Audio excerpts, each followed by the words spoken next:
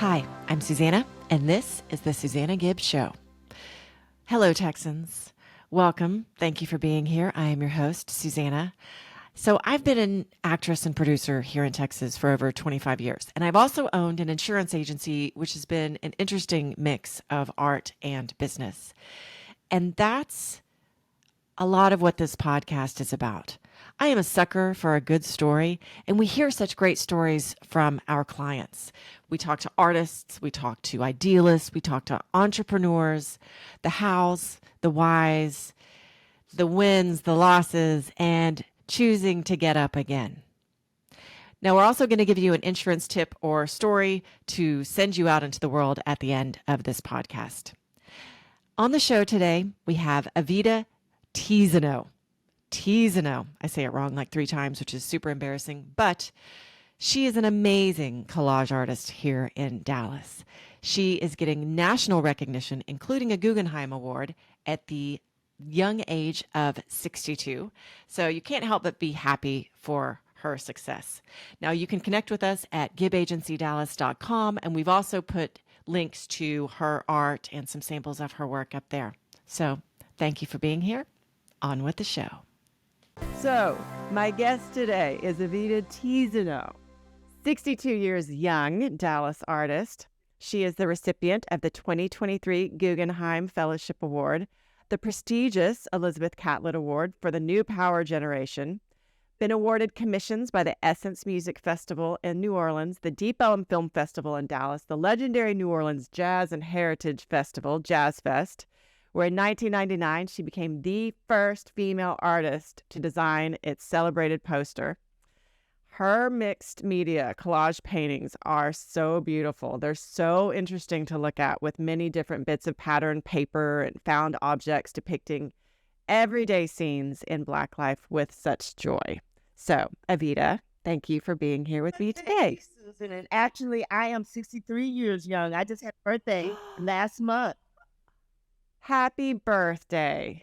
You do look so young. You do not look 63. I feel 63 either. I don't know what 63 feels like, but I feel like I'm in my 30s. I feel fantastic.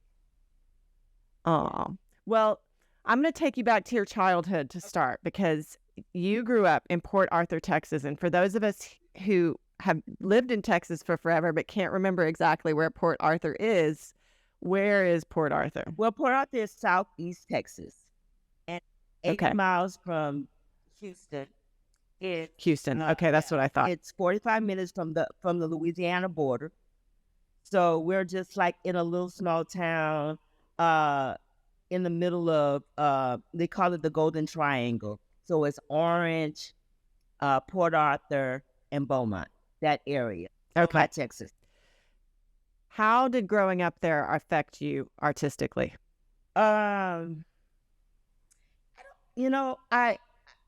Growing up did affect me. It was my family which nurtured me, because my grandmother was a seamstress. Her mother was a seamstress. My aunt, my grandmother's sister, was a seamstress.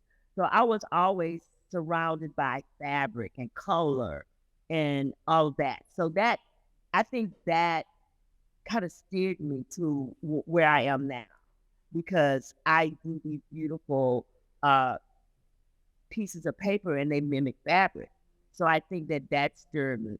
But Port Arthur was a really small, segregated town when I grew up in the 60s.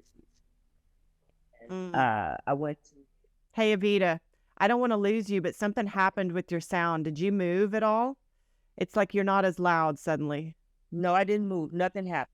Oh, you're back. Okay. No, I don't know what it was.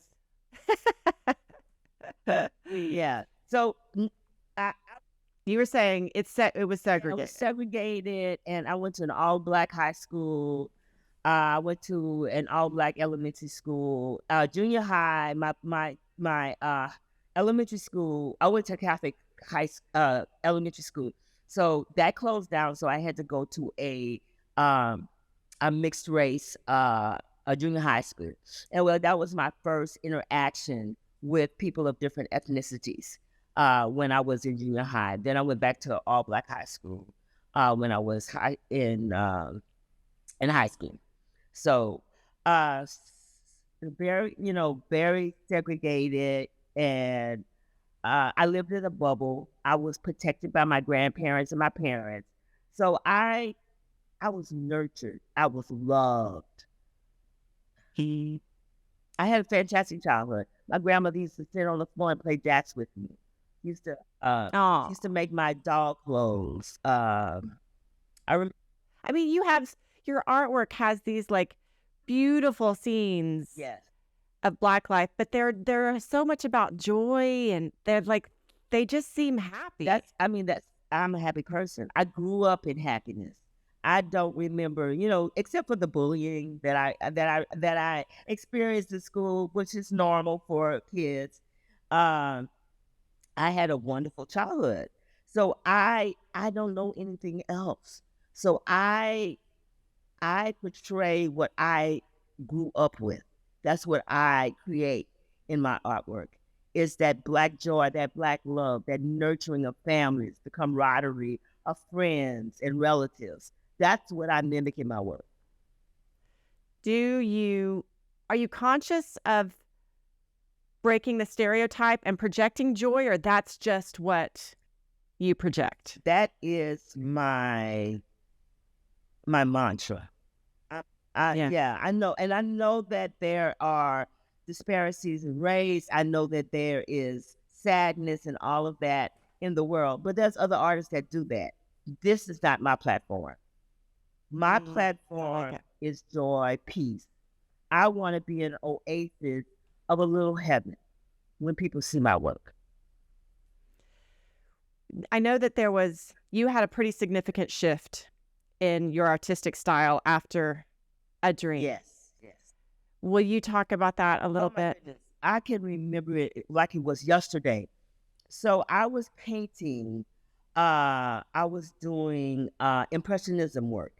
And everybody, people were saying, "Oh, your work is good," but I wasn't moving forward with my career because I was working hundreds of jobs at the same time. Not hundreds, but several jobs at the same time. I was painting, and I was on the road also with a crew of people selling my wares.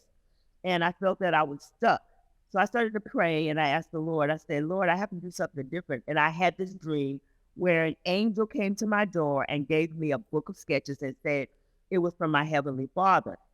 And I looked at the sketches, and then in my real life, I start to mimic the sketches. I start to do the sketches and show it to people.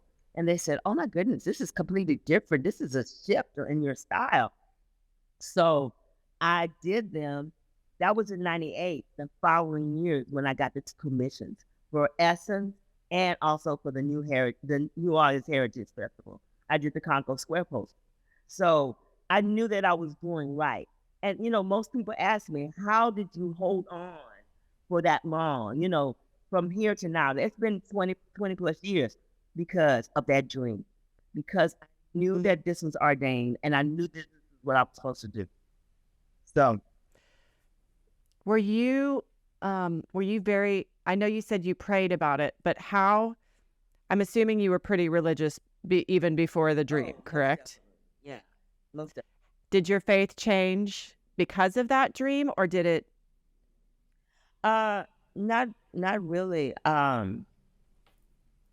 My faith didn't change.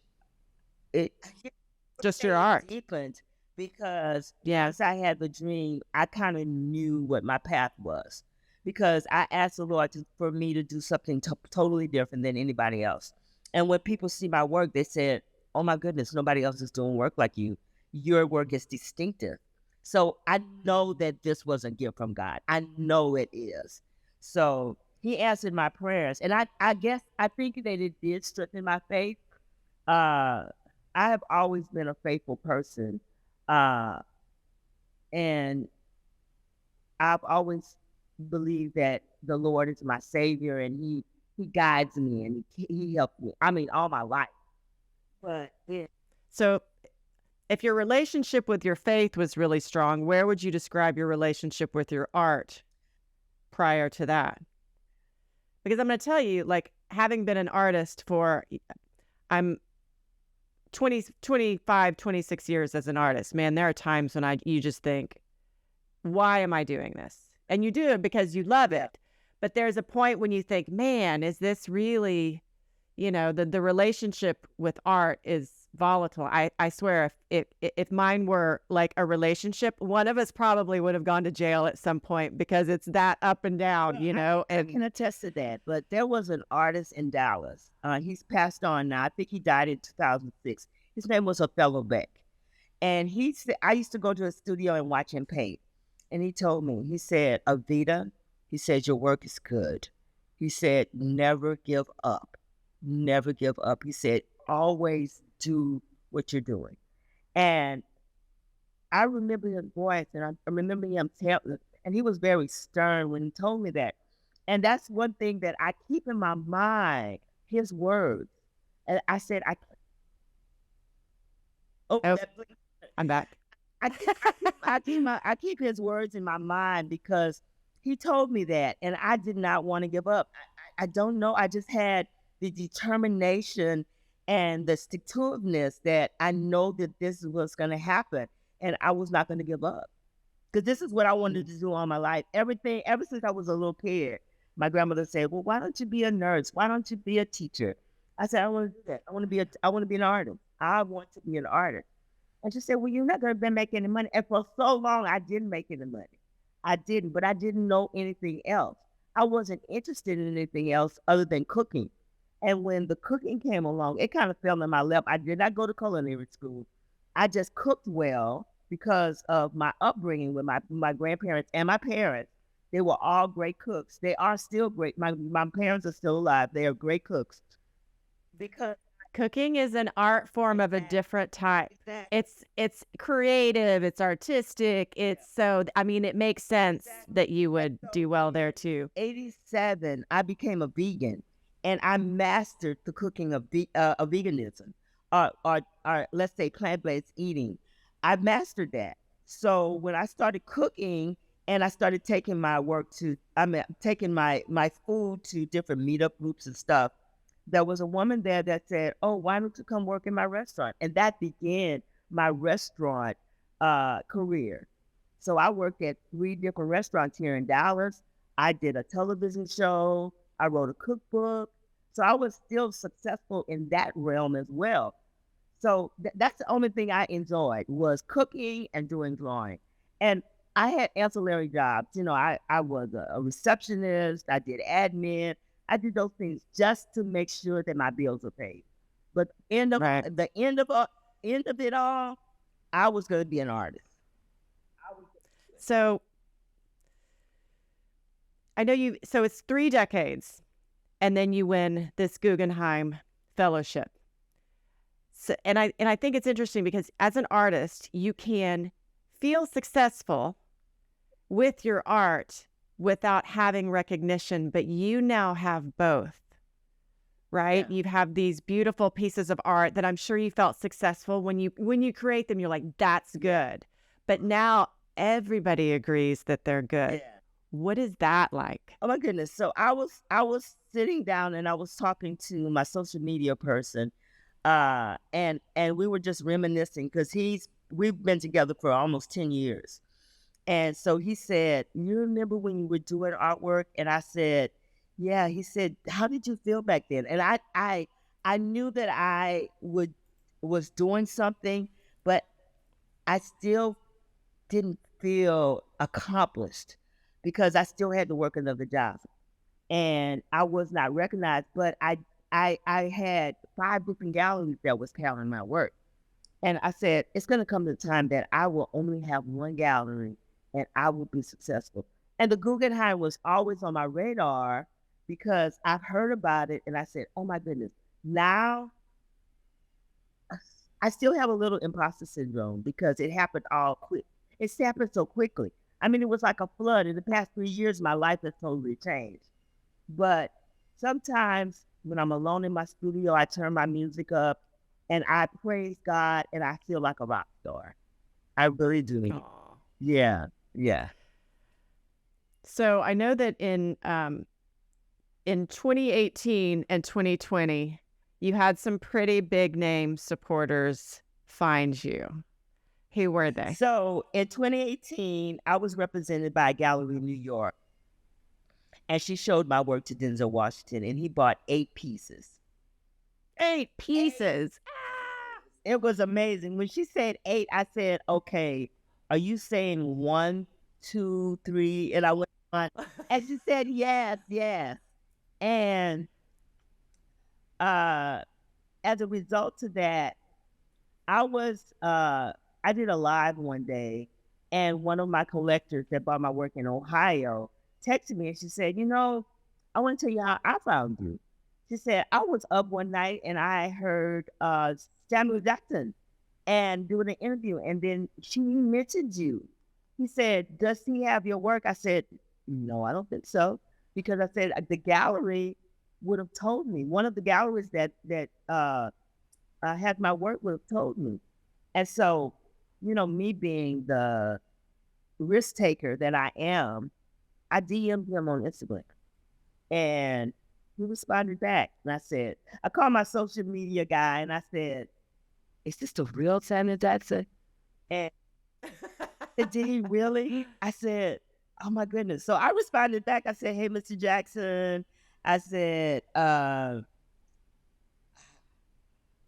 don't know what to say. I said, thank you for responding to my thing. He said, oh, I love your work. He said, I started at the Washingtons. And he said, and then he started liking my work on my post. And I said, wow. And then he said, oh, I love this piece. And I said, okay. So he said, how can I buy it? I said, well, I have another one. And so I showed him the largest piece of a couple that I wanted. And he said, well, I want to buy it for my wife for our 40th anniversary. So when he saw the piece, I sent it to him. He said, how can I purchase it? I sent him my phone number. I sent him the price and the dimensions. And I thought one of his assistants was going to call me. The man called me himself on my phone. When I saw Beverly Hills, California on my caller ID on my phone, I said, no, this man is not calling me. And he talked to me like I was like his homie. He said, hey, Evita, what's up? This is Sam. And I kept saying, like, you guys go way back. No. Remember, we go way back all of 5 minutes ago. I said, oh no. I said, I can't. I said, you have to wait because my heart is on the floor right now. And we don't talk, but we text each other different times. When I tell him when I'm having a show, tell him when I have another collection. He said when I'm gonna be in Europe. We keep in contact at least 3 or 4 times a year. So it's so great. He's a real down to earth person. So yeah, and then I have several other stars that are like waiting to see what my next collection is because they've reached out and they've been excited about my work. So it's pretty exciting. It is exciting. So there's been a huge change in recent years to have more type of people represented in TV, museums, galleries. And there's also a big surge in Black audiences wanting more art made by Black artists. Do you feel like that has helped you find a broader audience? I know that you credit Instagram as well. Because that's where the surge happened, especially during COVID. I was not represented by Luis de Jesus then at the beginning of COVID. So I was selling my own work, and I know I was going to FedEx at least twice a week and shipping out work. So I don't know what had happened. And it was all nationalities that was buying my work. It was not just Black people. It was all nationalities. So Instagram, I say that Instagram was my earthly savior because it changed the game for me. And I decided in 2019, I quit my job as a chef. I was working at one of the local casual fine dining vegan restaurants. And I quit my job and I never looked back after that. And then that's when everything started happening. And in the fall of that same year, that's when Luis de Jesus reached out to me. exactly. I know the date, the month, November. They sent me an email and they said, "Oh my goodness, we love your work and we would like to show a couple of your pieces." And I had my first show with them, solo show in 2020. So my world turned upside down. And what was so amazing is they did not do a studio visit. They saw my work on Instagram and they said, "Okay, we want to show your work." And so it was going to be only 4 to 6 pieces. And then I was so excited that I started just doing all this work and I was doing large pieces because that's what they requested. I've never had work big before, only small. And I started doing these 48 by 48 pieces and, 5 foot pieces. And they said, "Evita," he said, "You're doing all this fabulous work. Why we want to do you a solo show." First time, did a solo show. 2 weeks before the show even hung, it was sold out. And this was Wow, look at yeah, you. it was amazing. I mean, I still feel like I'm daydreaming because everything has happened so quickly. This has been Yeah. less than 3 years. It'll be 3 years in November that they reached out to me, and it just happened so quickly. Okay, so I'm going to ask you a question, and you don't have to answer it if you don't want Okay. to, because I know talking about money is taboo. And if you have to ask, that old saying of, if you have to ask what the price is, you can't afford it. But what's your art going for? Or if you don't want to say, what was one piece that went for this amount that was most exciting for you? Um, my work goes for between $10,000 and $50,000. So, yeah, yeah. Look at you. That's so great. Yeah, so it's really exciting to where I was and where I am now. And people, they don't mind paying because they see the craftsmanship. And I do, I'm very confident because I know that the craftsmanship is there. I do a lot in my work. I paint Yeah. every single pattern, and then I try to mimic the pattern that I paint when I do the backgrounds. It's a lot of layers. I do a lot of research also of my heritage because I'm Creole. My last name is Tezeno. So I do a lot of work, heritage. I sit down and talk to my parents, and I do a lot of research about Creole history and about Black history as well. In 40s, the 40s and 50s are my jam. I love that era. Yeah. I think the ladies were so dainty and so classy during that time. Well, and the And the hats, man, the yeah. hats. Ah, And I remember my grandmother having those things in her closet that she didn't wear anymore, but she still had, and I used to play with them. So there's a lot of time and effort that goes in my work, and I love that people see the value in that. So I don't doubt it, honestly. I mean, I'm a sucker for sunflowers, so I'm sure like one of my favorites is I Miss That Loving Feeling. yeah, One of my other favorites was Clothesline Chit Chat yes, because I could hear the conversation that was happening between those women. Like I could hear it. I knew at what point of the conversation they were. It, what is it about your work that strikes such a chord with people? people say it reminds them of home. They said it gives them that warm cuddle feeling, like you want to curl up with a blanket and curl up with your parents and just watch And your and your grandparents and grandparents and have yes. have the sense of family. They said that makes them just feel like they're going home, especially the people that's from the South. They said, "Oh my goodness, this makes me feel of when we used to have family reunions, or when I used to see people just kind of sitting on the front porch." That's what people uh, identify with. Yeah. Hmm. Yeah, I agree. I agree. It reminds me of a lot of the little girls that I grew up with. Uh-huh. They would sit in front of me in class and their moms would do their hair in all these cool braids with the beads. And I just wanted to touch so bad. And they were like, they'd turn around and be like, "What are you doing?" I was like, nothing, nothing, They're so neat. Well, Evita Tezeno, You know, um, Tezeno. I did it wrong again. Ah, Tezeno. Tezeno. What else do you want to talk about before we finish up today? Is there anything that we didn't get to that you want to mention, that you have something upcoming? Well, right now, I have a show that's hanging at the Houston Museum of African American Culture in Houston. It will be up till June 17th. I'm doing a talk Okay. there on the 13th of June.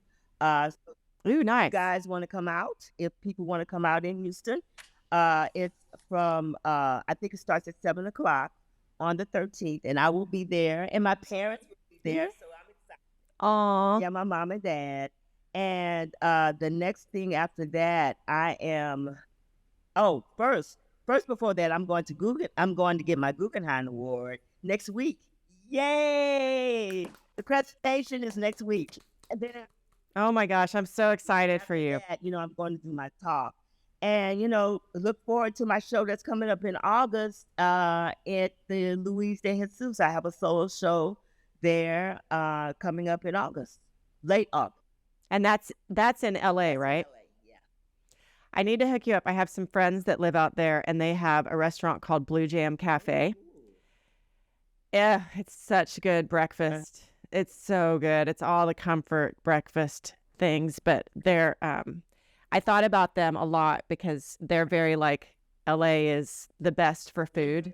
They're like LA has the best food, and I know that you had to go to LA to get some of the recognition here, and it made me think about that, but I'm so glad to have you as a Dallas artist that we can claim for Texas, because Texas has a lot of cool things going on, and it's really great to be able to spotlight Texas and Texas people like you here on our And podcast. it's so funny that a lot of people want to try to pull me from Texas. They said, "Why don't you move here?" I said, "No, I am a Texas girl, and I will be in Texas until I close my eyes.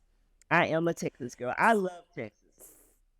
Speaking of staying in Texas, how's your house hunt coming? Oh my goodness. People are buying houses like they're free. It's amazing. I find a house, and before I can put a bid on it, it's gone. So I am looking. I have a great realtor, and hopefully I will find a house before the year is out. Well, I hope when you find that house that you will let us shop your insurance for you, and we can be your great insurance agency. That would be so fun. Okay, that'd be awesome. Yay, thank you. Okay. All right, Miss Evita, thank you again.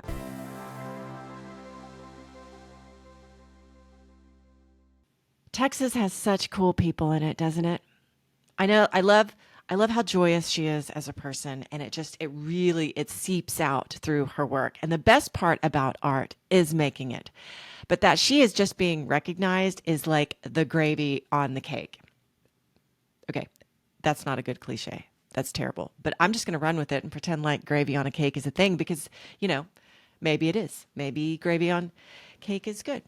Okay, moving on to our insurance tip of the week. Since we're talking about art, let's talk about personal articles floaters. And these policies are places you put your jewelry, your cameras, or your art. You can even put purses on there. Now, the kicker on these policies is that the way that you list out your valuables.